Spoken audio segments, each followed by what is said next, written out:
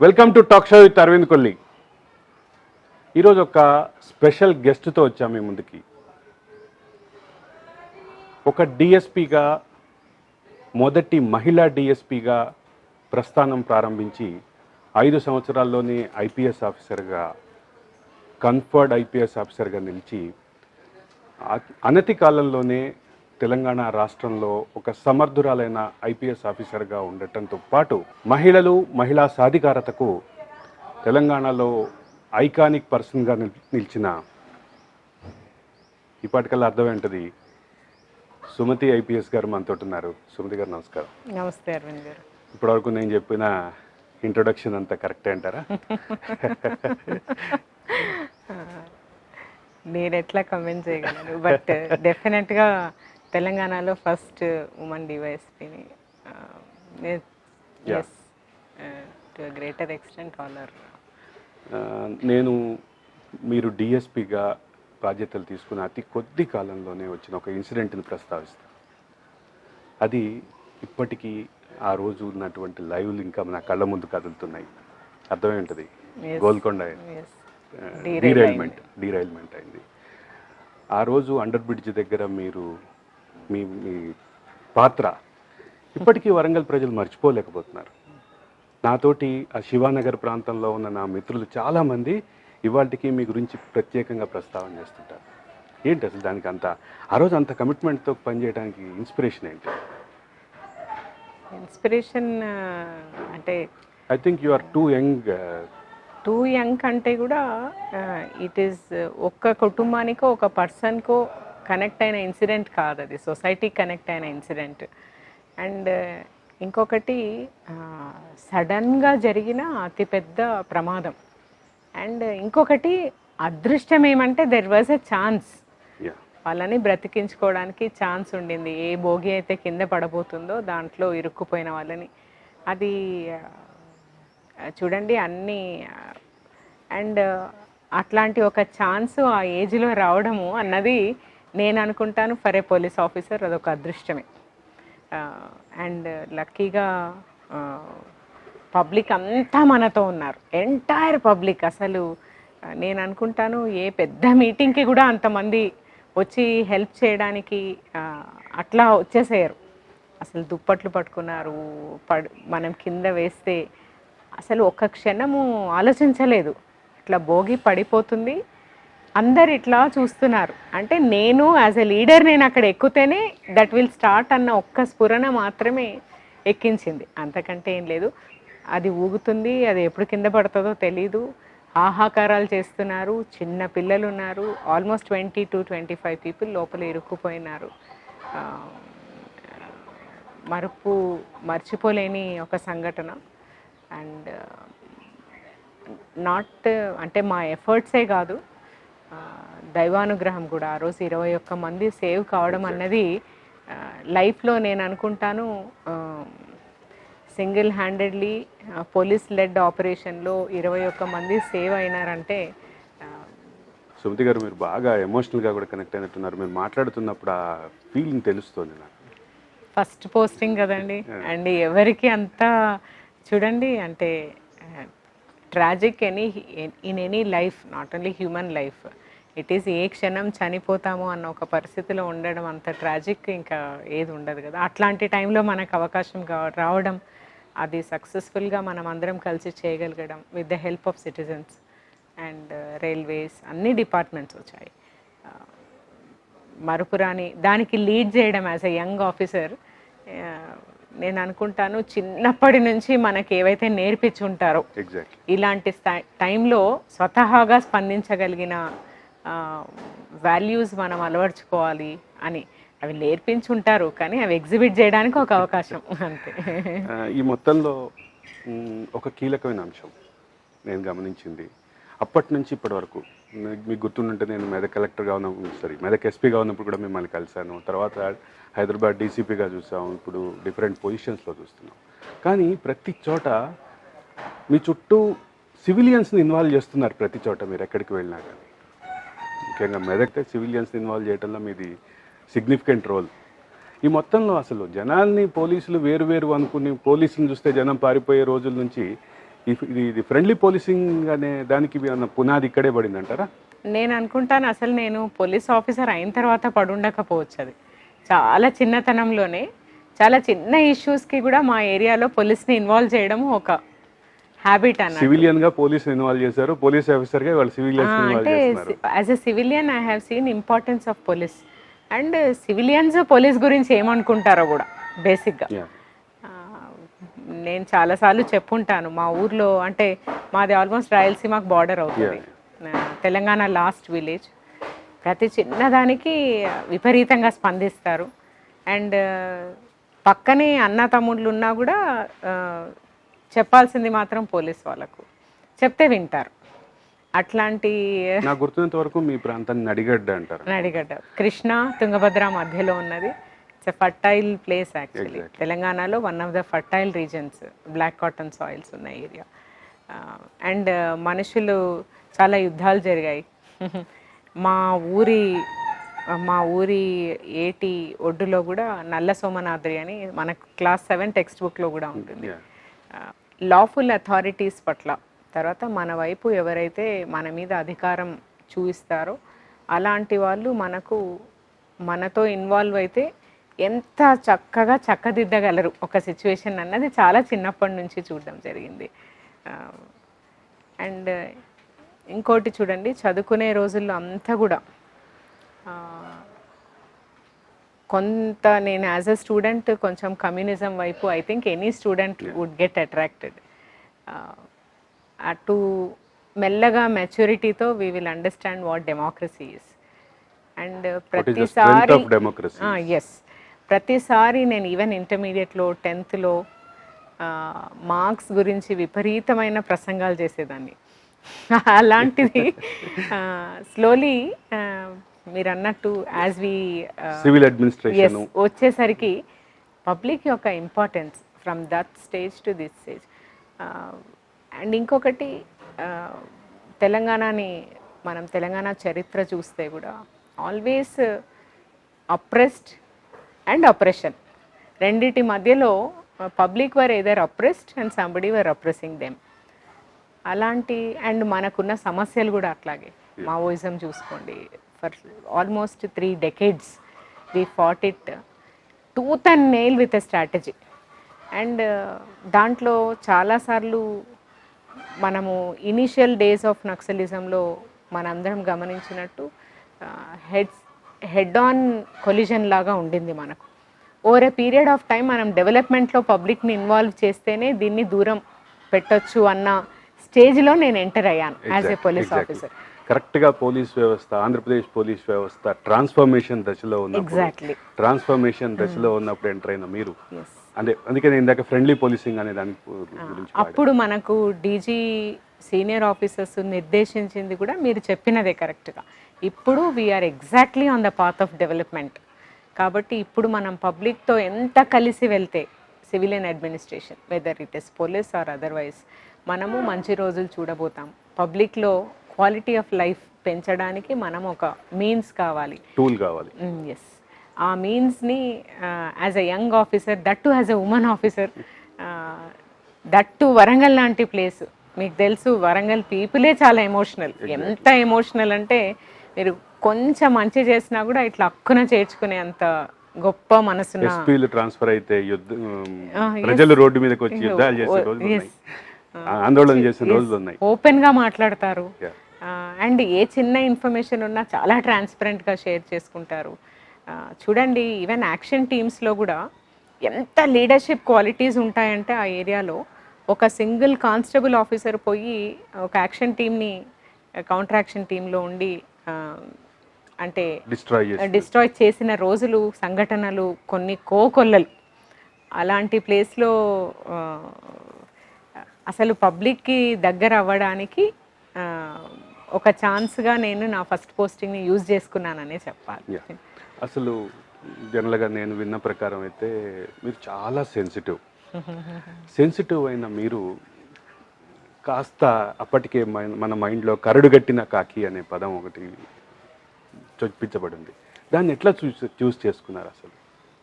Is it by choice or chance? Absolutely by choice అండి. ఒకటేమో నా నా బ్యాచ్ అప్పుడు ఆర్డీఓ పోస్ట్ లేవు, బట్ అవి ఉన్నాయా లేదా కూడా చూడలేదు అప్పటికి. నేను అదే పనిగా వెళ్ళి DSP as a first option కూడా ఇచ్చాను. ఎందుకు ఇచ్చాను అంటే మీరు అన్నట్టు perception is different, but what actually A police officer can do is different. What actually police officer can do is 10 మందికి లాఫుల్గా న్యాయం చేయగలరు.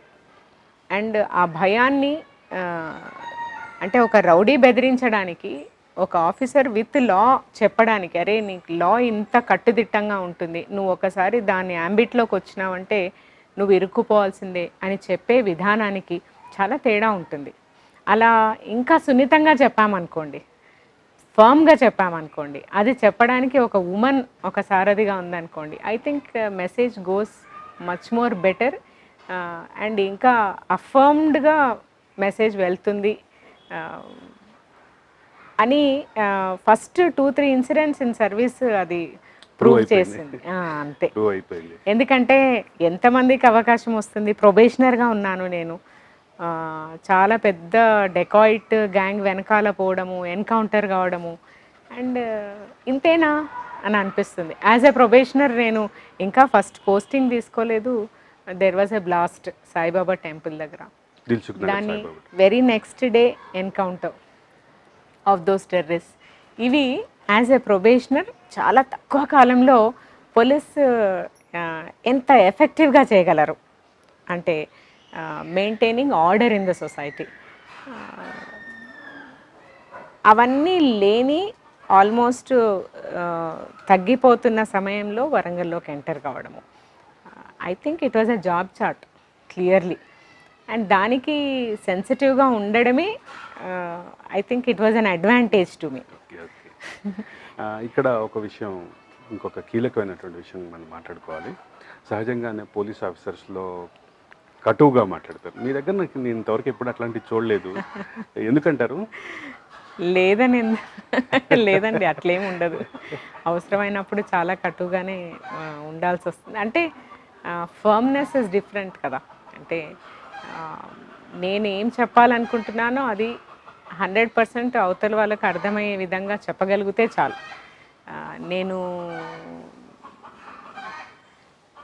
Most of the time police యొక్క interaction will be with the citizens. మాధ్యమం police. మనం ఒక స్థాయిలో ఉన్న తర్వాత వాళ్ళ ప్రతి సమస్యకు పోలీస్ యొక్క సమాధానం అయితే కాదు, కాకపోతే పోలీస్ రీచ్ ఉంటుంది అంతే. That's all. Police is never an answer to every issue in the society, but 24/7 కనిపించేది పోలీస్.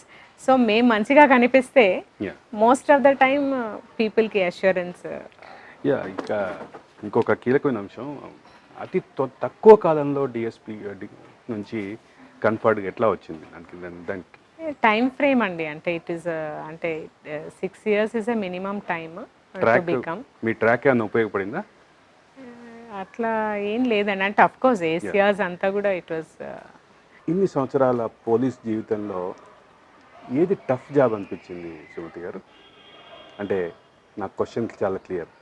మీరు వివిధ క్రిటికల్ అంశాల్లో పనిచేశారు, నక్సలిజం ఉన్న ఏరియాలో పనిచేశారు, కొంత ఫ్యాక్షన్ గొడవలు ఉన్న ప్రాంతాల్లో పనిచేశారు, ముఖ్యమంత్రి గారి జిల్లాలో పనిచేశారు, అట్లాగే అంతర్జాతీయ తీవ్రవాదం ఉగ్రవాదం సంబంధించిన అంశాల్లో పనిచేశారు, కౌంటర్ ఇంటెలిజెన్స్లో పనిచేశారు. వీటన్నిటిలో టఫ్ టాస్క్ ఏదనిపించింది? టఫ్ అంటే ప్రొఫెషనల్లీ టఫ్ అంటారా, పర్సనల్లీ టఫ్ అంటారా? ప్రొఫెషనల్లీ టఫ్ ఏది, పర్సనల్లీ టఫ్ ఏది?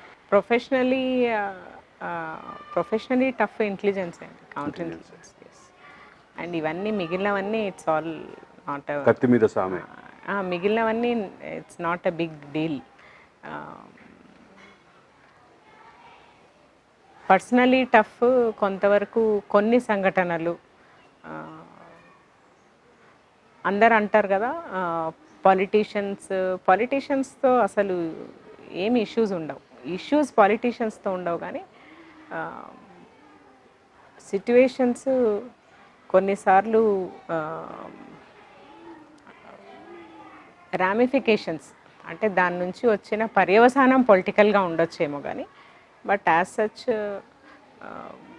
పర్సనలీ టఫ్ మాత్రం ఒక ఇనిషియల్ డేస్లోనే కొంచెం టఫ్ ఉండింది, కానీ పర్సనల్లీ అసలు ఏది టఫ్ ఏమి అంటే ఏది డీల్ చేయటం ఇబ్బందికరంగా అనిపించింది, కష్టంగా అనిపించింది? మానసికంగా కష్టం మాత్రం ఇప్పుడున్న ప్లేసే అండి. బికాజ్ ఎవ్రీ మొమెంట్ ఒక స్త్రీ యొక్క వ్యధ వినాలి. ఇది ప్రొఫెషనలీ ఏం టఫ్ కాదు, కానీ నేను ఆమె పరిస్థితిలో ఊహించుకోవడం అన్నది చాలా హృదయం. నిజంగా చెప్తున్నాను, ఇట్ ఈస్ మేకింగ్. కొంచెం దాన్ని ఎలాబరేట్ చేసి మాట్లాడుకుందాం. ఒక ఒక మహిళ వస్తుంది ఇప్పుడు, ఫర్ ఎగ్జాంపుల్ మొన్న ఒక గవర్నమెంట్ డిపార్ట్మెంట్కి సంబంధించిన ఒక మనిషి యొక్క వైఫ్ వస్తుంది, వచ్చి ఇలా నేను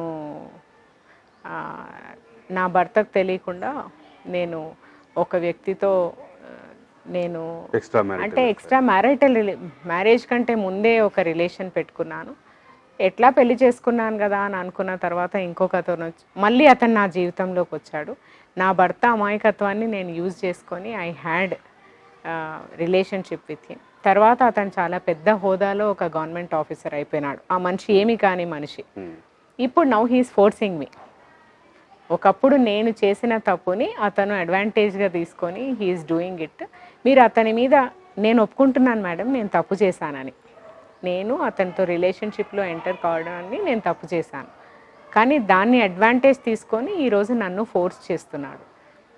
నేను పోనీ మైనర్ని కాదు, నేను మేజర్ని. నా భర్తకు చెప్పుకోలేను, కానీ అతని మీద నేను ఎంతగా సూయిసైడ్ అటెంప్ట్ చేసుకోవాలన్నంత ప్రెషర్లో ఉన్నాను. ఎందుకంటే నేను చేసిన తప్పుని చెప్పుకోలేకపోతున్నాను, నేను చెయ్యని తప్పుకి ఈరోజు నేను శిక్ష వేయలేకపోతున్నాను. నేను ఏం చేయాలి? నేను చచ్చిపోవడం. అలాంటిది సో మెనీ విమెన్ ఫేస్. నేను ఎందుకు చెప్తున్నానంటే అదే ఒక మేల్ని ఆ పరిస్థితిలో ఊహించుకోండి. నేను ఒకరోజు పెళ్ళి కాకముందు ఒక అమ్మాయితో తిరిగిన తర్వాత పెళ్ళైన తర్వాత అవన్నీ వదిలేసి నా భార్యతో ఉన్నాను. మళ్ళీ పెళ్ళైన తర్వాత నేను నా భార్యకి ఏ రోజు చెప్పాలన్న బాధ్యత కూడా నాకు లేదు, అవసరం లేదనుకున్నాను అసలు. అండ్ నా భార్యకు తెలిస్తే సో వాట్, ఎప్పుడో ఉన్నది నువ్వు ఇప్పుడు ఎక్స్క్యూజ్ చేస్తే చెయ్యి, లేదంటే విల్ గో అవే, అంటే మనం అపార్ట్ అయిపోతాము అని చాలా ధైర్యంగా ఒక మగవాడు చెప్పగలడు. ఎందుకు? సంఘం ఒప్పుకోగలుగుతుంది కాబట్టి. అదే ఈ అమ్మాయి చాలా ధైర్యంగా చెప్తుంది, నేను తప్పు చేశాను, ఇప్పుడు చేయదలుచుకోలేదు, కానీ I'm being forced into this. మరి సంఘం ఒకే న్యాయం ఇవ్వగలుగుతుందా? What can police do? Police can't do anything. ఆ సంఘర్షణ చాలా సమస్యలు, ఒక 10 సమస్యల్లో 9 సమస్యలకు లీగల్ వే సొల్యూషన్ కాదు. విమెన్ ఫేస్ చేసే ప్రాబ్లమ్స్కి చట్టరీత్యా ఏ రకమైన సొల్యూషన్ ఉండదు.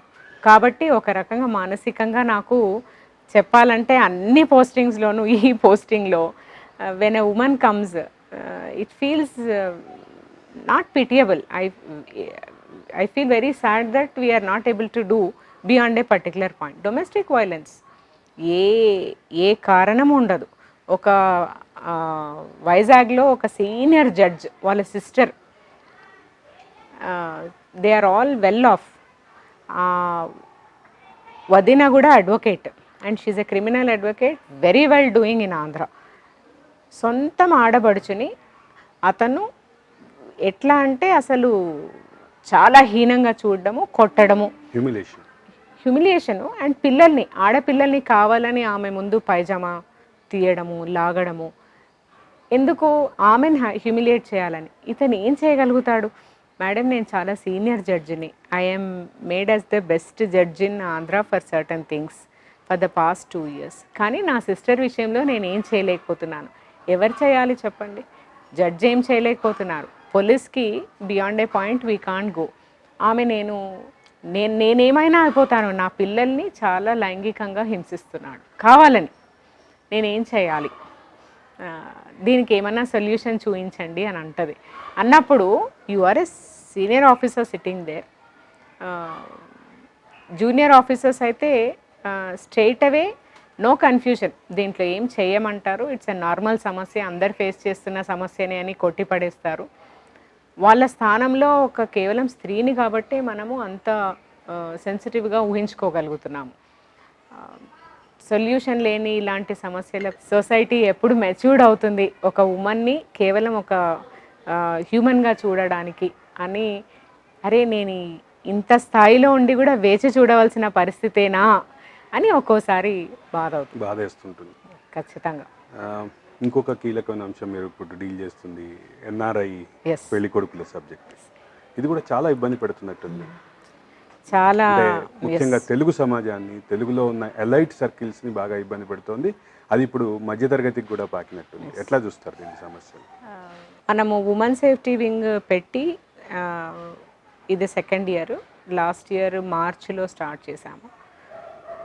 ఉమెన్ సేఫ్టీ వింగ్ పెట్టినప్పుడు ఒక విజన్ డాక్యుమెంట్ తయారు చేశాము. దానికి ప్రెల్యూడ్ ఏంటంటే తెలంగాణ వచ్చిన తర్వాత సీనియర్ ఆఫీసర్స్తో సీఎం గారు చాలామంది సీనియర్ బ్యూరోక్రాట్స్తో ఏమేం సమస్యలు మనను పీడిస్తున్నాయి బేసిక్గా అన్న దాంట్లో ముఖ్యంగా మనం దాంట్లోంచి ఆ సమస్యల డిస్కషన్లోంచే పుట్టినది షీ టీమ్స్. ఈరోజు షీ టీమ్స్ అంటే ప్రతి ఒక్కరికి ఆల్మోస్ట్ 76% ఆఫ్ ద పబ్లిక్కి తెలుసు. అంటే నేను షీ టీమ్స్కి రిపోర్ట్ చేస్తే పోలీస్ స్టేషన్కి పోనక్కర్లేదు, వాట్సాప్లో పెడితే నా సమస్య సాల్వ్ అవుతుందన్న స్టేజ్కి ఒక కాన్సెప్ట్ని తీసుకెళ్ళగలి. We could sell the concept of safety. ఒక రకంగా భయము పుట్టించగలిగాము, ఇంకో రకంగా అభయము ఇవ్వగలిగాము విమెన్కి. అలాంటి సమస్యల్లో ఇంకొకటి child rapes and rapes of women. ఇక్కడ ఇట్లా మనం ఒక 5-6 సమస్యలు తీసుకొని ప్రతి సమస్యను క్రైమ్ని ఒక మాడ్యూల్గా దాన్ని కన్వర్ట్ చేసి దానికి ఒక 10 ఏళ్ల తర్వాత ఈ సమస్య ఎలా ఉండబోతుంది, దానికి మన యాక్షన్ ఎలా ఉండాలి, మన సిస్టమ్ ఎలా డెవలప్ చేయాలి అన్న దాని మీద విమెన్ సేఫ్టీ వింగ్ ఫామ్ అయింది and it is functioning well. దాంట్లో ఒక కీలకమైన సమస్య ఎన్ఆర్ఐస్ ఇష్యూస్ రకరకాలు. ఎన్ఆర్ఐస్ పెళ్ళిళ్ళ విషయానికి వస్తే మనకు 17 ఉమెన్ పోలీస్ స్టేషన్స్ ఉన్నాయండి మొత్తం రాష్ట్రంలో, తెలంగాణలో. ఈ 17 ఉమెన్ పోలీస్ స్టేషన్స్ కాకుండా రెగ్యులర్ పోలీస్ స్టేషన్స్లో కూడా ఒక అమ్మాయి వచ్చి నాకు హనీమూన్ మ్యారేజ్ అయింది, నా భర్త నన్ను బలవంతంగా టికెట్ ఇచ్చి పంపించేశాడు. ఏముందమ్మా ఇది 498 కదా, కౌన్సిలింగ్కి పిలవాలంటే భర్త లేడు. అత్తమామలు ఏమంటారు, నాకు తెలీదు, మేము పెళ్లి చేసాం పంపించాం, అక్కడ ఏం చేసుకున్నారో మాకేం తెలుసు, మాకు తెలీదు అండ్ మాకేం బాధ్యత లేదు దీంట్లో. కాబట్టి మేము వచ్చినా కూడా కౌన్సిలింగ్లో చేయగలిగింది ఏం లేదు. ఆ అమ్మాయి అమెరికాలోనో ఆస్ట్రేలియాలోనో పుట్టిన బేబీని వేసుకొని ఇక్కడికి వచ్చి మొత్తం ఆస్తినంతా కట్నం రూపంలో వాళ్ళకి ఇచ్చి ఇక్కడ డివోర్స్ రాక, చూడండి ఫస్ట్ ఏమో ఆస్తి అంతా ఇచ్చుకొని ఉంటారు, 2 ఈ అమ్మాయికి డివోర్స్ ఇవ్వడానికి అతను ఒప్పుకోడు. హనీమూన్ మ్యారేజ్ కదా, అక్కడ ఆల్రెడీ ఇంకొకరిని పెళ్లి చేసుకోవడమో సహజీవనం చేయడమో చేస్తుంటారు. 3 కావాలనుకుంటే లీగల్గా చట్టపరంగా ఆ బేబీ ఎవరైతే అక్కడ పుట్టి ఉంటారో వారి మీద కూడా ఈమెకు హక్కు లేదు. తర్వాత ఈమె ముందుకు చూడాలి అంటే కనీసం ఇంకో పెళ్లి చేసుకోవాలన్నా డివోర్స్ కావాలి, ఇంకేదన్నా చేయాలన్నా డివోర్స్ కావాలి. కానీ మనం పోలీస్ స్టేషన్కి పోతే చూడమ్మా బయట ఉన్నారు, దీనికి సరి అయిన చట్టం ఏం లేదు, మేము కేసు అయితే రిజిస్టర్ చేస్తాము, మీ భర్తను తీసుకొని రాలేము. Very simple. అండ్ ఇలాంటి పరిస్థితుల్లో రోజు రోజుకి మనదేమో క్వాలిటీ ఆఫ్ లైఫ్ పెరుగుతుంది, మనకేమో ఒక క్రేజ్ ఎన్ఆర్ఐ అల్లునికి ఇవ్వడం అనేది తెలుగు రాష్ట్రాల్లో ఒక పెద్ద క్రేజ్. ఏదో అంటే అమెరికన్ ఈ అమ్మాయినే చదివించి అమెరికాకు పంపించినంత ఫీల్ అయిపోయి మనము పెద్ద పెద్ద ఫ్యాట్ డౌరీస్ ఇచ్చి చేసేస్తున్నాము and they are coming back. దీనికి మనం ఒక కరెక్ట్ ప్రాసెస్ సెటప్ చేయకపోతే over a period of time ఎలా అయిపోతుందంటే ఆ అభద్రత విపరీతంగా పెరిగిపోతుంది. చదువుకున్న వాళ్ళలో అభద్రత రాకూడదు, చదువుకోని వాళ్ళలో ఇగ్నరెన్స్ వల్ల అభద్రత వచ్చినా మనం అవేర్నెస్ క్రియేట్ చేయొచ్చు. చదువుకున్న వాళ్ళలో అభద్రత వస్తే ఏమవుతుందంటే కారణాలు అన్వేషించాల్సిందే, దానికి సరి అయిన పద్ధతి అవలంబించాల్సిందే. దీంట్లో ఒక ముఖ్యమైన అంశం మనం మాట్లాడుకోవాల్సింది అంటే ఈ పరిస్థితి రాకుండా ముందు జాగ్రత్తలు, ఎటువంటి జాగ్రత్తలు తీసుకోవాలి తల్లిదండ్రులు, ఈ పరిస్థితి వస్తే తల్లిదండ్రులు ఏం చేయాలి? ఎగ్జాక్ట్లీ, ఈ 2 ప్రధానమైన సమస్యలు. మీరు చెప్పింది కరెక్ట్. దీనికి రిజల్టే ఎన్ఆర్ఐ సెల్ ఫామ్ చేయాలి. ఎన్ఆర్ఐ సెల్ ఫామ్ చేయకపోతే అసలు వీళ్ళ గోడు వినేవాళ్ళు ఎవరు, వీళ్ళకి ఇలా చెయ్యాలని చెప్పేవాళ్ళు ఎవరు, అసలు ఇలాంటి ప్రాబ్లమ్స్లో ఇరుక్కుంటున్నారన్న అవేర్నెస్ తీసుకొని వచ్చేది ఎవరు, కన్సర్టెడ్ అవేర్నెస్. ఈ మొత్తానికి ఒక మెకానిజంగా ఎన్ఆర్ఎస్ఎల్ అయితే మనం ఇక్కడ ఏం చేసాము, ఫస్ట్ గ్రూప్ ఆఫ్ అడ్వకేట్స్ని తీసుకొని వీ హ్యావ్ ఫార్మ్డ్ ఎన్ఆర్ఐసెల్ మా పోలీస్ ఆఫీసర్స్తో నీలా అన్న ఒక సంస్థతో ఫామ్ చేసాము. ఈ చేసే ముందు మనము డిఫరెంట్ స్టేట్స్ని విజిట్ చేయడం జరిగింది, like Punjab where they are, మీకు తెలుసు గుజరాత్ కానీ పంజాబ్ మ్యాక్సిమం ఎన్ఆర్ఐస్ ఎక్కువ ఉండేది. తీరా అక్కడికి వెళ్ళి చూస్తే it is only arbitration what is being done, అంటే they are settling things, but లీగల్గా ఒక పర్టికులర్ ప్రాసెస్ అన్నది సెటప్ చేయకపోవడం వల్ల దెన్ వీ సాట్. అండ్ మనం చేసినది ఏంటంటే ఒక ఎన్ఆర్ఐ మ్యారేజ్లో మనం ఫేస్ చేసే సమస్యలకు సరి అయిన ఆర్గనైజేషన్స్ ఏమేమి, ఎంఈఏ, ఎంహెచ్ఏ, తర్వాత లోకల్ జిఏడిలో ఉన్న ఎన్ఆర్ఐ సెల్, అక్కడున్న ఎన్జిఓస్, ఇక్కడ కాన్సులేట్స్, అక్కడున్న మన ఎంబసీస్, ఇవన్నిటినీ ఒక గ్రూప్ చేసి ప్రతి చోట 1 or 2 కాంటాక్ట్స్ తీసి ఒక గ్రూప్ ఫామ్ చేసి, దానికంటే ముందు ఏం చేసామంటే మన దగ్గర టోటల్ స్టేట్లో ఎన్ని కేసెస్ ఉన్నాయి, ఎన్ని కేసెస్లో ఎంతమందిని మనము చట్టపరంగా అక్యూజ్డ్ కింద చూసాము, తర్వాత వాళ్ళ మీద ఎల్ఓసిస్ ఎన్ని ఇష్యూ అయినాయి, అసలు ఇష్యూ అయిన ఎల్ఓసిస్ రెన్యువల్ అయినాయా లేదా, ఇవన్నీ తీస్తే because there was no system, ఎవ్వరు మరి యాజ్ ఎ విక్టిమ్ నాకు ఎవరు చెప్పాలి, అసలు కేసు అయ్యిందా, కేసు అయితే ఎవరు అక్యూజ్డ్, వాళ్ళ మీద ఎల్ఓసి ఉందా, నేను ఎవరి దగ్గరికి వెళ్ళాలి అని కూడా చెప్పే పరిస్థితి లేని టైంలో ఇదంతా చేసిన తర్వాత దాదాపుగా nearly 800 cases are pending in Telangana. చాలా వరకు ఏ కేసులో కూడా అక్యూజ్డ్ ఇక్కడికి రావడం జరగలేదు, ఏ కేసులో అక్యూజ్డ్ బయట ఉన్నా కాంటాక్ట్ చేసే పరిస్థితి వీళ్ళకి తెలియదు. అట్లాంటి టైంలో మనము ఎన్ఆర్ఐ సెల్ ఫామ్ చేసి బేసిక్గా నేషనల్ కమిషన్ ఫర్ విమెన్ సహాయం తీసుకున్నాము, అట్లానే ఇక్కడున్న 1 or 2 ఎన్జిఓ సహాయం తీసుకున్నాము, గుడ్ అడ్వకేట్స్ తీసుకున్నాము, తర్వాత సీనియర్ పబ్లిక్ ప్రాసిక్యూటర్స్ సహాయం తీసుకొని ఫస్ట్ చేసింది ఏంటంటే ఎందుకు ఇలాంటి సమస్యల్లో ఇరుక్కుంటున్నారు, విపరీతమైన పోస్టర్ క్యాంపెయిన్ చేసి మనం బుక్స్ రిలీజ్ చేసాం. అంటే ఒక పెళ్ళి అవుతున్నప్పుడు అతను ఎంత సంపాదిస్తున్నాడో కనీసం లెక్క పెట్టరు, చూడరు, కనుక్కోరు, అసలు మ్యారేజ్ రిజిస్ట్రేషన్ కూడా చేసుకోరు, simple thing, simple marriage registration చేసుకోరు. అండ్ మీరు సాంప్రదాయబద్ధంగా పెళ్లి చేసేసుకుంటారు, దానికి ఒక రిజిస్ట్రేషన్ ఉండదు, అండ్ ఎంత ఇచ్చుకున్నారో కూడా కరెక్ట్గా చెప్పరు. ఆ అబ్బాయి పేరు మీద రిజిస్టర్ చేసేస్తారు, లేదంటే వాళ్ళ తల్లిదండ్రుల పేరు మీద రిజిస్టర్ చేసేస్తారు, అక్కడికి వెళ్ళిపోతారు, కొంత క్యాష్ గా ఇస్తారు, హ్యూజ్ అమౌంట్. తెలంగాణలో అయితే maximum it is given as cash only. ఇట్లా వెళ్ళిన అమ్మాయికి భద్రత ఏంటి, ఏ భద్రత అంటే కనిపించే భద్రత ఉండదు, చట్టబద్ధమైన భద్రత ఉండదు అక్కడికి వెళ్ళిన తర్వాత. అండ్ తెలిసిన వాళ్ళు ఎవరు ఉండరు, ఏదైనా జరిగితే ఆశ్రయించడానికి కూడా ఎవరు ఎలా వెళ్ళాలో తెలియదు. అండ్ అక్కడ చట్టాలు చాలా స్ట్రాంగ్ అండి, నాట్ దట్ మిమ్మల్ని ఎవరైనా కొట్టడానికి వస్తే మీరు కంప్లైంట్ చేయకూడదని కాదు, కానీ చేయరు. ఎందుకు చేయరు అంటే మ్యారేజ్ ఫెయిల్ అయిపోతుందన్న ఒక్క భయంతో చేయకుండా మనని ఫోర్సబుల్గా ఇక్కడికి పంపించిన తర్వాత ఇక్కడికి వచ్చి కంప్లైంట్ చేస్తారు.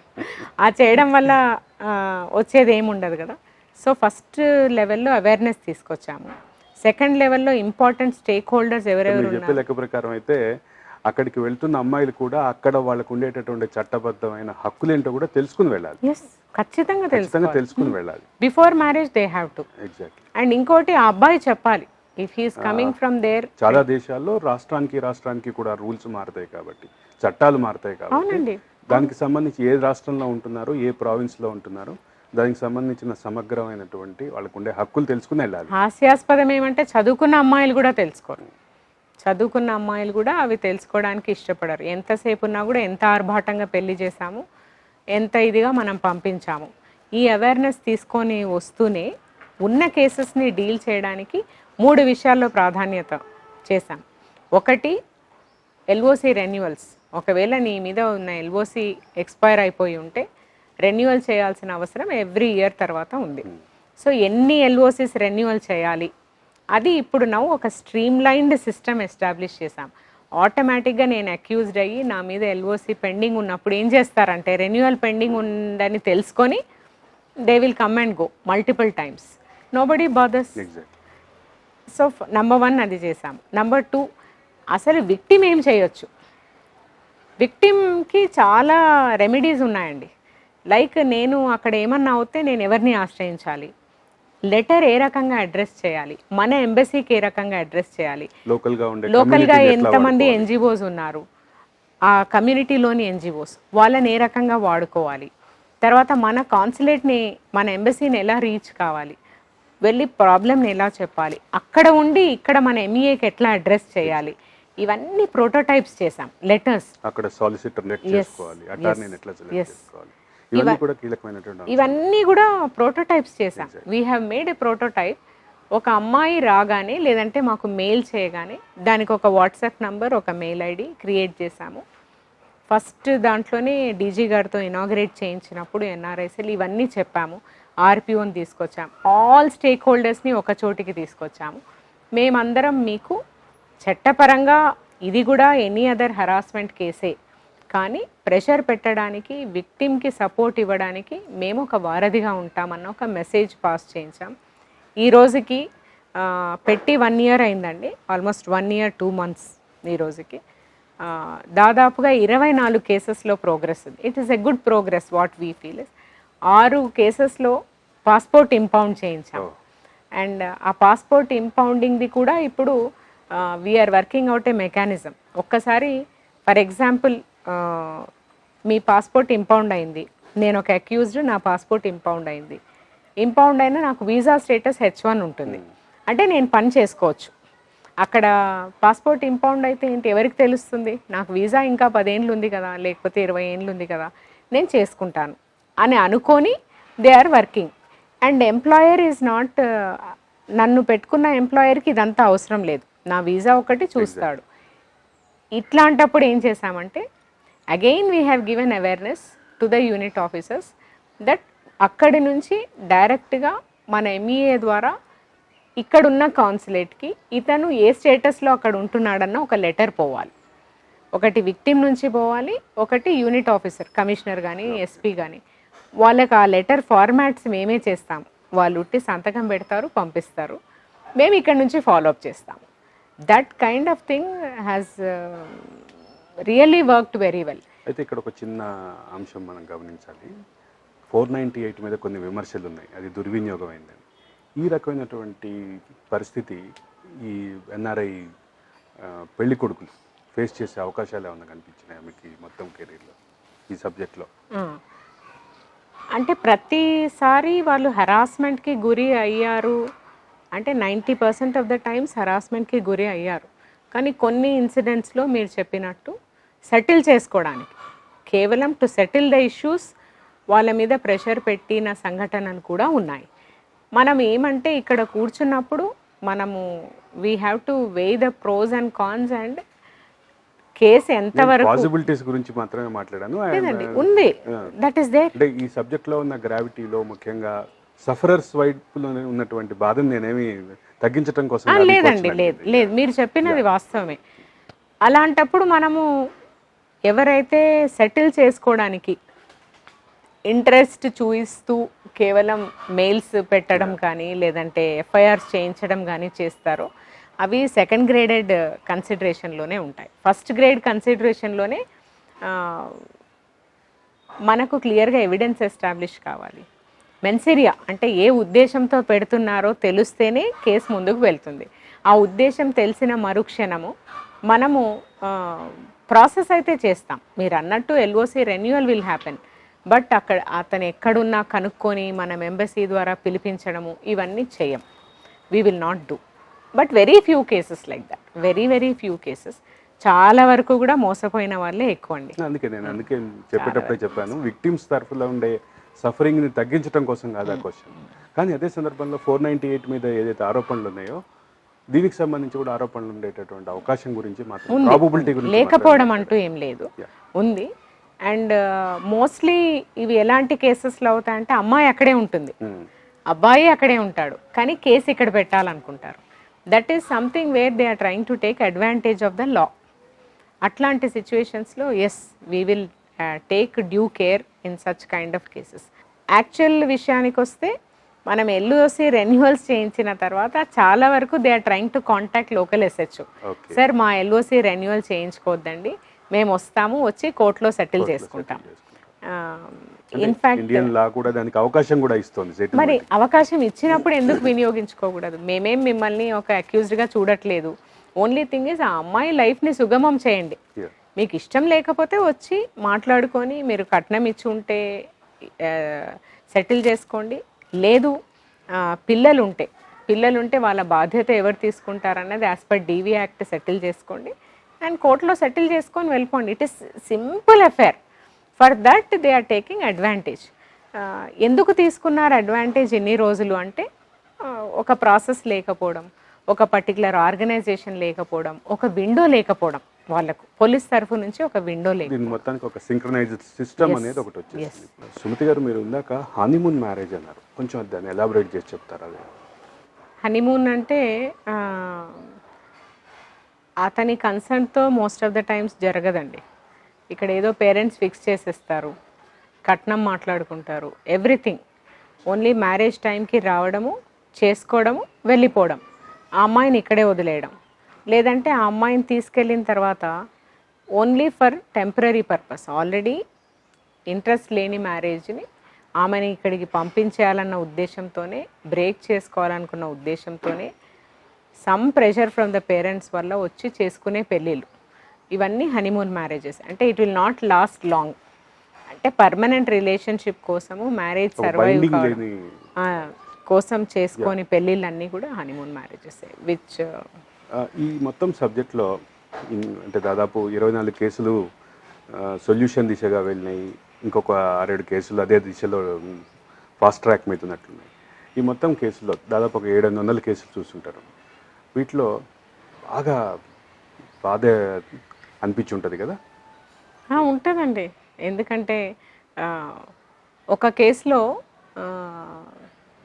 సొంతం బావ పెళ్ళి చేశారు. చేసిన తర్వాత London, both of them go. అతని he is a sales boy in particular super market.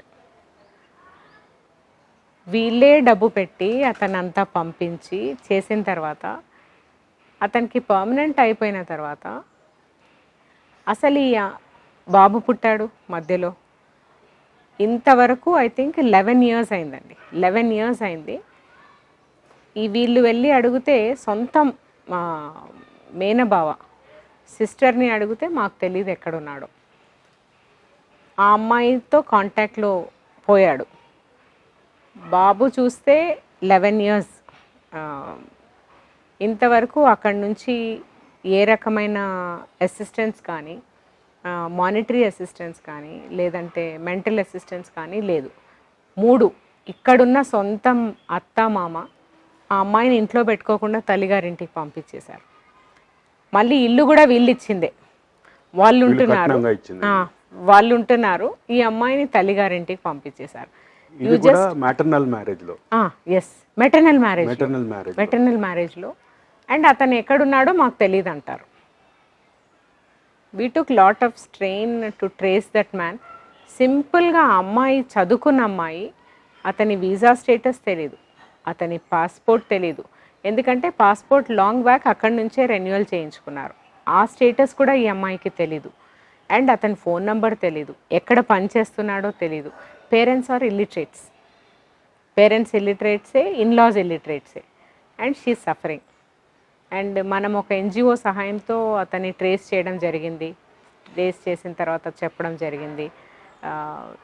It took lot of ఈ డిస్టెన్స్ రావడానికి, వీళ్ళిద్దరి మధ్య గ్యాప్ రావడానికి కారణం ఏంటంటే honeymoon marriage. He was not interested.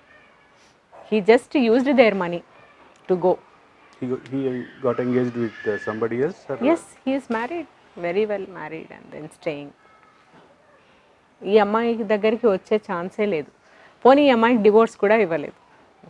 సొంతం మెయిన్ డివోర్స్ అంటూ ఇవ్వటం జరిగితే మళ్ళీ ఫైనాన్షియల్ కమిట్మెంట్స్ ఉంటాయి. అందుకని ఇవ్వరు, రారు. First they won't come. దీన్ని ఎట్లా డీల్ చేశారు ఈ కేసుని?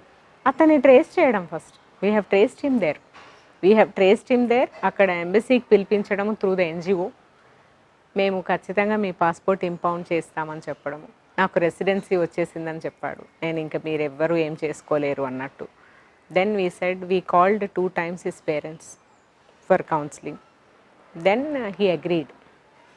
మేము చెప్పాము చీటింగ్ కేసు, ఇక్కడ చీటింగ్ యాడ్ చేస్తాము, ఆ ఉన్న బేబీది జెనెటిక్గా మీదే కాబట్టి మేము యాడ్ చేసి మళ్ళీ ఇంకో కేసు రిజిస్టర్ చేస్తామని చెప్పాము. అలా we have put pressure and then he has agreed. అంతేగాని he has to come still. ఈ మీరు చెప్పిన కేసులన్నీ వింటుంటే, మీకు చెప్పిన కేసులకు సంబంధించిన సబ్జెక్ట్స్ అన్ని వింటుంటే, ఇప్పటివరకు మీరు చేసిన వాటన్నిటిలో గల టఫెస్ట్ టాస్క్లు ఇవే అనిపిస్తుంది. టఫ్ ఏంటంటే చట్టము రూపుమాపలేనివి. For example rapes and child rape cases దాదాపుగా 200+ కేసెస్ పర్ మంత్ రిపోర్ట్ అవుతాయి. ఆ రిపోర్ట్ అయిన వాటిల్లో 90% మన దగ్గరి వాళ్ళు, మన కజిను, మన బ్రదరు, ఫాదరు, ఫ్రెండ్, తెలిసిన అంకుల్ ఇన్ ద సెన్స్ రోజు చూసేవాళ్ళు అడ్వాంటేజ్ తీసుకొని చేయడం. ఒక ఆటోలో తీసుకెళ్ళే అంకులో, లేకపోతే ఒక బస్ డ్రైవరో, ఒక షాప్ అంకులో, లేదంటే బ్రదర్స్ ఫ్రెండ్. మనమేమో పబ్లిక్ ప్లేసెస్లో ఉమెన్ని సేఫ్గా ఎలా పెట్టాలన్న దాని మీద విపరీతమైన పొలిటిసైజ్ చేసిన చర్చ చేస్తాము. బట్ ఇంట్లో ఉన్న వాళ్ళ నుంచి అమ్మాయి రక్షించబడాలి అంటే వాళ్ళని దూరం చేస్తామా? బంధాల యొక్క అర్థం మారాలి. ఒక అమ్మాయిని not as an object of lust, they have to see as an individual and start respecting as they respect themselves. వీళ్ళందరిలో ఒక రుగ్మత. ఏం రుగ్మత అంటే టేకింగ్ ఒక అమ్మాయిని ఫర్ గ్రాంటెడ్ తీసుకోవడం. లైట్ లేదు, ఈ పలానా వీధిలో లైట్ లేదు, లైట్ చాలా తక్కువగా ఉంది. You think that you have got a chance, నీకు ఒక ఛాన్స్ దొరికినట్టు ఎవరినైనా ఏడిపించడానికో టచ్ చేయడానికో. It is very barbaric. It has nothing to do with security issues alone. అదొక్కటే ఒక ఇష్యూ కాదు అక్కడ. నువ్వు అలాంటి ఒక సిచ్యువేషన్ని నీకు అడ్వాంటేజ్గా మలుచుకొని ఇంకొకరిని హరాస్ చేస్తున్నావు just because somebody is female అంటే రుగ్మత. ఆ రుగ్మత ఎలా పోతుందండి? 95% తెలిసిన వాళ్ళు చేస్తున్నారంటే పోలీస్ ఇండివిజువల్గా ఫాదర్ నుంచి కాపాడాలా, బ్రదర్ నుంచి కాపాడాలా, ఎవరి నుంచి తల్లి ఎవరి నుంచి కాపాడాలి? పోనీ అబ్బాయిలను కూడా, not only girls, boys, tuition teachers, same boys to boys. It is very common. It has increased so much. వీళ్ళను మనం ఇది తగ్గించాలి అంటే ఫస్ట్ ఇండివిజువల్ రెస్పెక్ట్. ఇది ఒక పార్ట్ ఆఫ్ లైఫ్ మాత్రమే, కొంతమందితోనే ఇది చేయవచ్చు అన్న, ఇది శారీరక చర్య మాత్రమే అని మనం అనుకున్నంత కాలము ఏమైపోతుందంటే ఎవరి మీదైనా మనం చేయొచ్చు అన్న ఒక చట్టం పట్ల భయం, రిలేషన్షిప్స్ పట్ల గౌరవం, ఈ రెండు సమతుల్యతతో తీసుకెళ్లాల్సిన సొసైటీకి ఒక ఈవిల్గా భావించవచ్చు ఈ మొత్తం సమస్య. మన 95% మేల్స్ తెలిసిన వాళ్ళంటే ఈవిలే కదండి. Absolutely evil. అంటే అది బేన్ ఆన్ అవర్ సొసైటీ. మనం ఇంత ఓల్డ్ సివిలైజేషన్ అని చెప్పుకునే మనము ఖచ్చితంగా we have to look into our selves and change. And కావాలి. ఆ reformation is not only change of attitude, law కూడా సైమల్టేనియస్లీ. ఇప్పుడు మేము చేసే ప్రయత్నాలన్నీ. సుమతి గారు, ఇన్నాళ్ళ పోలీస్ జీవితంలో చాలా కొత్త కొత్త నేరాలు చూస్తుంటారు. మనకు ఊహకు కూడా అందని సైబర్ నేరాలు ఇప్పుడు బాగా ప్రపంచాన్నే శాసిస్తున్నాయి, సైబర్ అటాక్స్ శాసిస్తున్నాయి. భవిష్యత్తులో ఎట్లా ఉండబోతుంది అంటారు? నేర సామ్రాజ్యాలు, నేర ప్రవృత్తి ఎట్లా ఉండబోతుంది జనానికి? పోలీస్ ఎదుర్కోబోయే ప్రధానమైన టాస్క్లు ఏంటి? Absolutely future is of cyber crimes. అంటే మేము కన్వెన్షనల్ నేరాలు ఏవైతే మర్డర్స్, అటెంప్ట్ మర్డర్స్ ప్రాబబ్లీ చాలా తగ్గుముఖం పడతాయి కూడా. అంటే ఇండివిజువల్ కక్షల వల్ల ఇవన్నీ ఆర్థిక నేరాలు. అది ఆర్థిక నేరాల్లో కూడా సైబర్ పరిమితమైన ఆర్థిక నేరాలు and crime against women. Number 2 will be the crime against women. దాంట్లో కూడా సైబర్ వరల్డ్లో ఎక్కువ అయ్యే ఛాన్స్. ఈ 2 నేరాలు is probably going to be the future crime where మేము ప్రిపేర్ కావాల్సిన అవసరము, తర్వాత డీల్ చేయాల్సిన విధానాలు, అంటే కెపాసిటీ బిల్డింగ్ బేసిక్గా చేసుకోవాల్సిన వీటికి అవసరం పోలీసులు సంసిద్ధులు కావాల్సిన అవసరం కావాలి అండ్ అవుతున్నాం కూడా ఇంకా ఫాస్ట్ పేజ్లో. ఎందుకంటే crimes grow much faster than what we grow. దానికే నేను చెప్పాను ఇందాక, టెక్నికలీ అండ్ టెక్నాలజీ ఫ్రెండ్లీ పోలీస్గా మేము మారాలి. టెక్నాలజీని యూజ్ చేసుకోవడము కానిస్టేబుల్ స్థాయి నుంచి సింక్రనైజ్ చేసి కమాండ్ కంట్రోల్ లాంటి వ్యవస్థ రావటం వచ్చింది కదండి. There is a command control which has been inaugurated. దాంట్లో సీమ్లెస్గా మనకు దొరికిన ప్రతి ఎవిడెన్స్ని అక్కడ సంక్షిప్తం చేయడం, దాన్ని మనం వాడుకోవడం, ఎప్పుడు అవసరం వస్తే అప్పుడు వాడుకునే. ప్రపంచవ్యాప్తంగా ఉన్న ఒక చర్చను మాత్రం ఇక్కడ మనం ప్రస్తావించాలి. ఇటువంటి సింక్రనైజ్డ్ సర్వైలెన్స్ వలన వ్యక్తిగత జీవితాలు కొద్దిగా ఇబ్బందికరమైన పరిస్థితికి వచ్చేది పరిస్థితి అని కనిపిస్తుంది. ఇటువంటి విమర్శలు ఉన్నాయి కాబట్టి మనం మాట్లాడుకోవాలి. అంటే ఇది విమర్శ కంటే కూడా దెర్ ఇస్ ఎ పెద్ద చర్చ నడుస్తోంది. అదే ఎంతవరకు ఎక్కడ ఆగాలి ఇది, will it not enter in to privacy of an individual అన్నది. కాకపోతే దీనికి సంబంధించిన లా కూడా I think there is parliament committee which is sitting on this. Very soon even DNA తీసుకోవడానికి కూడా regulation act is going to come. Like wise even certain sections of IT act కూడా మనము additions changes కూడా suggest చేశాము. Yes, ఇవన్నీ కూడా మనకు మీరు అన్నట్టు ప్రైవసీకి అడ్డం రాకుండా అట్ ద సేమ్ టైం మనం క్రిమినల్గా ఎంతవరకు క్రిమినల్ డేటాబేస్లో దీన్ని చేర్చవచ్చు అన్న దానికి it is a dynamic scenarios. మనం దానికి తగ్గట్టు లాలో అమెండ్మెంట్స్ చేసుకుంటూ వెళ్ళడము, రూల్స్ ఫ్రేమ్ చేసుకోవడం. అంటే ఇప్పుడు పరిస్థితి ఏంటంటే ప్రపంచవ్యాప్తంగా చర్చ ఏంటంటే గూగుల్ని మనం వాడుతుంటే గూగుల్ సర్వైలెన్స్లోకి వెళ్ళిపోతున్నాము అనేది ఒక. అంతే కదండి, మరి నేను ఆఫ్టర్ ఆల్ ఒక గోడ మీద పత్రిక పెడితేనే ఎవరైనా చూడొచ్చు. అలాంటిది ప్రపంచాన్ని ఒక గోడ పత్రిక ఇంటర్నెట్, దాంట్లో మనం ఎంత ఇన్ఫర్మేషన్ పెడితే అంత అందరికీ అగుపిస్తుంది. ఏదో రకంగా దాన్ని రిట్రైవ్ చేయొచ్చు అన్నది తెలుసుకోవాలి. Awareness to what extent I should put అన్నది మీరు అన్నట్టు ఒక క్రైమ్ డిటెక్షనే కాదు, క్రియేటింగ్ అవేర్నెస్ కూడా ఒక పెద్ద సవాలే ఇప్పుడు. Right from rural area to most educated sections of the society కూడా ఈ బారిన పడడానికి కారణం ఏమంటే number 1 lack of awareness, number 2 not knowing how to use, అంటే ఇలాంటి నేరాలు అవుతాయని తెలియకపోవడం. 2 నేనే రకంగా నన్ను నేను చిత్రీకరించుకోవాలో తెలియకపోవడం. ఎస్. అండ్ 3వది అయిన తర్వాత ఏం చేయాలి, ఎవరిని అప్రోచ్ కావాలి, ఈజియెస్ట్ వేస్ ఏంటి, ఇది తెలుసుకోవడం. 3వ దాంట్లో మేము వస్తాము. ఫస్ట్ దాంట్లో కూడా క్రియేటింగ్ అవేర్నెస్లో కూడా మాకు ముఖ్య పాత్ర ఉంది. సైబర్ క్రైమ్ పోలీస్ స్టేషన్స్ ఉన్నాయి.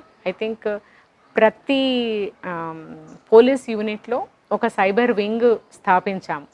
దానికి కెపాసిటీ బిల్డింగ్ చేస్తున్నాం. Maybe in the next 1 year even constable స్థాయి అధికారి కూడా ఒక సైబర్ నేరం అయితే ఏం చేయాలి, స్టాండర్డ్ ఆపరేటింగ్ ప్రొసీజర్ ఏంటి తెలుసుకునే స్థాయికి మేము ప్రివెంట్ చేయాలి, లేదా దానికి సొల్యూషన్ ఏంటి వీఆర్ గోయింగ్ టు మీరు ఇటు లాకి సంబంధించిన ప్రస్తావన తీసుకొస్తున్నారు కాబట్టి ఇమ్మీడియట్ జస్టిస్ అనేది కొన్ని చూసాం మనం. వరంగల్లో యాసిడ్ బాధితురాలు విషయంలో కానీ, ఇక్కడ దిశ ఎన్కౌంటర్ అంటే ఘటన తర్వాత జరిగిన ఎన్కౌంటర్ విషయంలో కానీ. సరే, ఇవి పోలీసు చెప్పే వర్షన్ ఒక పార్ట్ అయితే, సమాజం మాత్రం దీన్ని ఇమ్మీడియట్ జస్టిస్గా చూస్తుంది. ఈ ట్రెండ్ బాగా పెరుగుతోంది. ఇమ్మీడియట్ జస్టిస్ జరగాలన్న ట్రెండ్ బాగా పెరుగుతుంది. దీన్ని ఎట్లా చూడాలంటారు? That is an emotional upsurge అంతే. I don't think anybody wants tomorrow. ఇప్పుడు చూడండి, ఒక అమ్మాయి ఇలాంటి లైంగికపరమైన చర్యకు క్రైమ్కి గురి అయింది అంటే ఆ చేసిన అతను ఎవరైతే ఉన్నారో ఆ తల్లి గొప్పగా ఫీల్ అవుతుందా అలా చేశాడని? ఏం ఫీల్ కారండి. అండ్ అతన్ని చంపాలనుకోవడానికి లేదంటే అతను చనిపోవాలనుకోవడానికి సొసైటీ కూడా ఏం ఒప్పుకోదండి. It was probably emotional upsurge. అంత హేయమైన చర్య చేశారు కాబట్టి దానికి ఇమ్మీడియట్గా ఏదన్నా సొల్యూషన్ ఉంటే బాగుంటుంది. ఇప్పుడు అట్లా అంటే వరంగల్లో ఒక చిన్న పాపను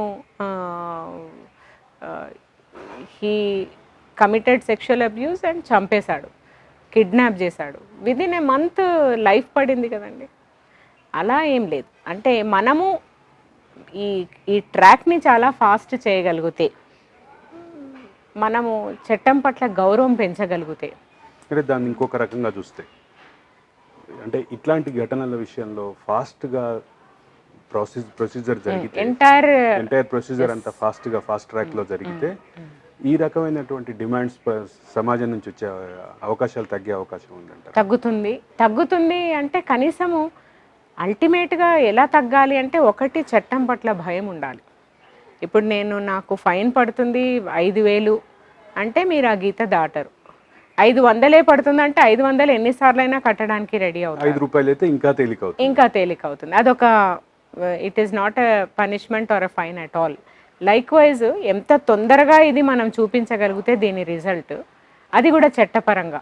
ఎందుకంటే మనం న్యాయమైన సమాజంలో ఉన్నాము, డెమోక్రసీస్లో ఉన్నాము, మనము ప్రజాస్వామ్యంలో ఉండి ఐ కెనాట్ ఇది సొల్యూషన్ అని ఐ డోంట్ థింక్ సొసైటీస్ కూడా అనుకోకపోవచ్చు.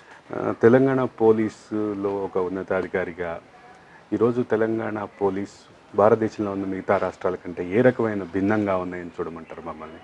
One single tag line, Telangana police is people friendly police. ఆ పీపుల్ ఫ్రెండ్లీ పోలీస్ అన్నది ఎంత ఖచ్చితంగా ఢంకా బజాయించి చెప్పగలమంటే, సమాజంలో మంచివారు 98% ఉంటే క్రైమ్స్ చేసేవాళ్ళు 2%. ఆ 98% వాళ్ళు కూడా మా సర్వీసెస్ యొక్క టేంజ్ ఫీల్ కావాలి. పోలీస్ మా కోసమే ఉన్నామన్న ఒక భావన మేము కలిగించగలిగినప్పుడే మేము సొసైటీకి రక్షణ. అంతేగాని ఆ 2% కోసమే పనిచేసే వాళ్ళం పోలీస్ కాదు. 100% సిటిజన్స్ కోసం పనిచేస్తున్నాము అన్న ఒక భావన ఇవ్వడానికి ఎంచుకున్న concept friendly police. And friendly policing అన్నది ఎలా తీసుకొని రాగలుగుతున్నామంటే త్రూ ఎవిడెన్స్. ఏదైనా కూడా evidence based mechanism by using technology. A technology అన్నా చెప్పండి, ఎంటైర్ కంట్రీలో, వరల్డ్లో it is used by Telangana police today. And technology మాకు ఒక ఫోర్స్ మల్టిప్లయర్. అంటే మేము ఒక చోట ఒక కెమెరా పెట్టాము అంటే మేము ఎవరిని కొట్టక్కర్లేదు, ఎవరిని పట్టుకొని రానక్కర్లేదు. That itself is acting as a police man. దాని ఫీడ్ మేము ఫేషియల్ రికగ్నిషన్లో పెడతాము, లేదంటే పాత ఫీడ్తో కంపేర్ చేస్తాము, లేదంటే ఆ తర్వాత ఒక 100 కెమెరాలు చూస్తాము. Is a different thing. మేము ఆర్టిఫిషియల్ ఇంటెలిజెన్స్ యూజ్ చేస్తాము. ట్రేసింగ్ దగ్గర నుంచి 360 డిగ్రీస్ అన్ని రంగాల్లోనూ పనిచేస్తుంది. ఎస్, ఆ టెక్నాలజీని వాడుకొని సమర్థవంతంగా, అంటే చాలా ఎఫెక్టివ్గా. అండ్ గవర్నమెంట్ సపోర్ట్ కూడా మాకు అట్లాగే ఉందండి. నేను అట్లీస్ట్ నా సర్వీస్లో అనుకోలేదు. నేను ఒక రోజు ఇట్లాంటి వెహికల్స్లో ఒక ఎస్ఐ మంచిగా, తర్వాత ఒక ఎస్పీ, ఒక అడిషనల్ ఎస్పీ ఒక 20-25 lakhs వెహికల్లో తిరుగుతారు అంటేనే that motivation level is different. And నేను సర్వీస్కి వచ్చిన తర్వాత అరే పోలీస్ స్టేషన్ ఖర్చులకు గవర్నమెంట్ ఇచ్చే రోజు వస్తుందని కూడా, ఇవ్వగలిగిన రోజు వస్తుందని అనుకోలేదు. అవన్నీ చూస్తున్నాం. We have to pay back to the society. Absolutely every moment of ours whatever is given to us, మేము we have to pay back in a proper way. ఆ పే బ్యాక్ ఎట్లా అంటే దొంగను పట్టుకుంటేనే పే బ్యాక్ కాదండి. మేము ఉన్నాము అన్న ఒక సేఫ్టీని మేము సెల్ చేయగలిగితేనే I think fitting pay back. Yes, we're confident. అదే సందర్భంలో తెలంగాణ పోలీసుల మీద అక్కడక్కడ విమర్శలు కూడా వస్తూ ఉంటాయి. అంటే ప్రో అధికార పార్టీ అని ఇట్లాంటి విమర్శలు కూడా వస్తూ ఉంటాయి. అది కాస్త ఎక్స్టెన్సివ్గా వస్తూ ఉంటాయి. దాన్ని ఎట్లా చూడమంటారు? ఏ అధికార పార్టీ ఉన్నా కూడా అధికార పార్టీ కోసం పనిచేస్తున్నారని ఆపోజిషన్ పార్టీ, లేదంటే చర్చ వచ్చింది కాబట్టి ప్రస్తావన చేస్తాను. అప్పట్లో ఒక కాంగ్రెస్ ఎమ్మెల్యే మీ మీద ఇదే రకమైన ఆరోపణలు కూడా చేసినట్టు నాకు గుర్తు. ఎప్పట్లో అండి? మీరు మెదక్ ఎస్పీగా ఉన్నప్పుడు. అసలు కాంగ్రెస్ ఎమ్మెల్యేలే లేరండి మెదక్లో నేను ఉండగా. అంటే కాంగ్రెస్ మాజీ ఎమ్మెల్యే. ఏదన్నా సంఘటనకు ఉద్దేశించి ఆయన పర్సనల్ లెవెల్లో ఏమైనా చేసి ఉంటారేమో కానీ ఇన్ జనరల్ ఎంటైర్ సర్వీస్లో ఎప్పుడు చేసిన అంటే నేను మొత్తం ఆరోపణలను ప్రస్తావన చేసే క్రమంలో మీకు సంబంధించిన ఒక చిన్న ఉదాహరణ చెప్పాను తప్ప. అవి వస్తుంటాయండి. అంటే maybe people talk for various reasons. నేను అధికారంలో ఉన్నా మాట్లాడొచ్చు, విపక్షంలో ఉన్నా మాట్లాడొచ్చు. And police is a easy target also. Soft target అనుకోవాలా? ఎస్, డెఫినెట్గా. కానీ ఎన్ని ఉన్నా కూడా చట్టాన్ని ఒక పరమావధిగా పెట్టుకొని వెళ్ళవలసిన బాధ్యత అయితే మా మీద ఉంది. అది మరవనన్ని రోజులు అండ్ సర్వీస్ అన్న ఒక యాప్టిట్యూడ్ ఉన్నన్ని రోజులు I think those are all temporary things which keep happening in the service. ఇంకొక అంటే ఇంట్రెస్టింగ్ క్వశ్చన్ సుమతి గారు, ఈ మధ్య కాలంలో చాలామంది మహిళా ఐపీఎస్ ఆఫీసర్లు చూస్తున్నాం. దాదాపు చాలా జిల్లాలకి ఎస్పీలుగా కూడా ఉన్నారు. 12 మంది ఎస్పీలు, మహిళా ఎస్పీలు ఉన్నారు అవుట్ ఆఫ్ 38. ఏంటి ఇంకా పెరిగే అవకాశం ఉందా మహిళా పోలీస్ ఆఫీసర్ ఐపీఎస్లు ముఖ్యంగా? ఖచ్చితంగా పెరుగుతారు. మళ్ళీ నెక్స్ట్ బ్యాచ్లో 4 ఉన్నట్టున్నారు. ఇంకా రాను రాను ఎప్పుడైతే సాధికారత దిశగా మనం వెళ్తున్నామో ప్రతి ఫీల్డ్లో అంటే పెరుగుతారు. అండ్ ఐ థింక్ మనకున్న పరిస్థితులు కూడా ఒక ఉమెన్కి వేరుగా చూడడం కానీ లేదంటే ఇదే ఇవ్వాలన్నది కానీ లేదు. కాబట్టి I think Telangana will be a chosen state. తెలంగాణలోనే కాకుండా రాష్ట్రం అంటే దేశవ్యాప్తంగా కూడా మహిళా ఐపీఎస్ సంఖ్య పెరుగుతుంది. కానీ తెలంగాణలో మాత్రం చాలా సిగ్నిఫికెంట్ గా కనిపిస్తుంది. అంటే ఒక్కొక్క బ్యాచ్ లో అట్లా తెలంగాణ ఆఫ్ చేసుకుంటున్న మహిళా ఐపీఎస్ సంఖ్య ఎక్కువ ఉన్నట్టుగా అనిపిస్తుంది. ఖచ్చితంగా ఇది ఒక భాగం అయితే కొంచెం ఇంట్రెస్టింగ్ క్వశ్చనే. ఇప్పటి వరకు ఇన్ని చూశారు, అయ్యో ఈ పర్టికులర్ విభాగంలో నేను పనిచేయలేకపోయానన్న బాధ కానీ ఫీలింగ్ కానీ ఆలోచన కానీ ఆశ కానీ ఏమైనా ఉన్నాయా? అన్నిట్లో చేశానండి ఇంచుమించుగా. ప్రాబబ్లీ విజిలెన్స్ ఒకటి something where I should also work. అంతకంటే అన్ని విభాగాల్లో చేశాను ఇంచుమించుగా. ఫ్యామిలీ జనరల్గా వచ్చేటటువంటి ఫ్యామిలీ 2 పిల్లలు, నాకు 2 ఆడపిల్లలే. సో అదృష్టవంతురాల్ని. ఐ థింక్ మీ హస్బెండ్ మీ పాప ఇద్దరు పోయిటరీ కూడా రాస్తారు అనుకుంటా. అవునండి, రాస్తారు. నా హస్బెండ్ ఇంకా he's ardent lover of nature. అందుకనే ఫస్ట్ పాపకు పేరు కూడా ప్రకృతి. పాప కూడా మంచి పోయిటరీ రాస్తుందని విన్నాను నేను. రాస్తుందండి, చక్కగా పాడుతుంది కూడా. Okay, good. ఈ మొత్తం ప్రయాణంలో నడిగడ్డ ఆడబిడ్డగా బయలుదేరి ఈరోజు తెలంగాణ పోలీసులో ఒక కీలకమైన బాధ్యతల్లో ఉండి భవిష్యత్తులో మరింత కీలకమైన బాధ్యతలకు వెళ్ళే అవకాశం ఉండి ఐ హోప్ నేను ఇప్పుడు నా షోలో ఉన్నది భవిష్యత్తు తెలంగాణ డీజీపీ అయ్యే అవకాశం కూడా ఉన్నటువంటి మహిళ అనుకుంటున్నాను. యా, ఈ మొత్తం జర్నీలో ఏది కలిసి వచ్చింది మీకు? కష్టమా, లక్కా, లేకపోతే మీ టాలెంట్? ఫస్ట్ అయితే హార్డ్ వర్క్. నేను అనుకుంటాను హార్డ్ వర్క్ కలిసి వచ్చింది. కుటుంబం, అఫ్ కోర్స్ కుటుంబం is a big support, biggest support in fact. అంటే ఇంటికి వస్తే తిరిగి చూడాల్సిన అవసరం లేనంత సపోర్ట్. అండ్ ఇంటికి అరే నాకేదో ఇష్యూ ఉంది కాబట్టి ఇంటికి వెళ్ళాలి అని అనుకునే అభద్రతా భావం లేకపోవడం. First hard work. అంటే యాజ్ ఏ ప్రొఫెషనల్ ఈరోజు మీరు అన్నట్టు ఇంతగా ఫస్ట్ హార్డ్ వర్క్, 2 కుటుంబము, 3 ఒక మహిళ అధికారి అని ప్రత్యేకంగా అనుకోవాల్సిన అవసరము లేని పరిస్థితులను నాకు ఏ రకంగా క్రియేట్ చేయబడ్డా నా చుట్టూ మహిళా అధికారి అని అనుకోవాల్సిన అవసరం లేకుండా నా కెరియర్ ముందుకు సాగడం ఇప్పటి వరకు అట్లాగే సాగిందని నాకు అనిపిస్తోంది. నేను మిమ్మల్ని దాదాపు వరంగల్ డిఎస్పీగా ఉన్న రోజు నుంచి చూస్తున్నాను. మొత్తం ప్రయాణంలో మీలో అదే కనిపిస్తోంది నాకు. అది కొంత అంటే నా ఉన్నతాధికారులు కావచ్చు, లేదంటే నా చుట్టూ ఉన్న staff, wherever I work, maybe I'm tough to them, but at the same time చాలా నేర్చుకునే అవకాశము దొరికిన సంఘటనలు ప్రతి చోట, పెద్ద పెద్ద సంఘటనల్లో నేను భాగస్వామ్యము కావడము అది యాదృచ్ఛికం అయితే కాదండి. అంటే కొంతవరకు యాదృచ్ఛికం అయిండొచ్చు, బట్ అలా రావడం నాకు ఒక రకంగా అదృష్టం అని చెప్పాలి. తెలంగాణలో మొదటి విలేజ్ నుంచి వచ్చిన అమ్మాయి భవిష్యత్తు తెలంగాణకి మొదటి డీజీపీ వస్తుందేమో చూద్దాం ఇంకా భవిష్యత్తులో. ఈ వ్యాఖ్య మీద మీరేమంటారు? కెరియర్ గోస్ అంటే ఇంకా చాలా long way to go. Yes yes, service చేయగలిగిన అవకాశం లభించడమే ఏ స్థాయిలో అయినా కూడా కోరుకోవడం. మొదటి మహిళా డిఎస్పీగా పోలీస్ ప్రస్థానం ప్రారంభించిన సుమతి ఈరోజు డిఐజీగా ఉన్నారు. డిఐజీగా అత్యంత కీలకమైన బాధ్యతలు, అదే సందర్భంలో హ్యూమన్ టచ్ అవసరమైనటువంటి కీలకమైన శాఖలో కీలకమైన బాధ్యతల్లో ఉన్నటువంటి సుమతి అంతరంగ విధి. తెలంగాణ మొదటి గ్రామం నుంచి వచ్చిన ఒక మహిళ ఐపీఎస్ ఇంకెన్ని కొత్త స్థానాలకు వెళ్తారు, ఇంకెన్ని మొదటి స్థానాలు ఆక్రమిస్తారు అనేది భవిష్యత్తులో చూద్దాం. ఇది talk show with Arvind Kuli. Thank you. Thank you.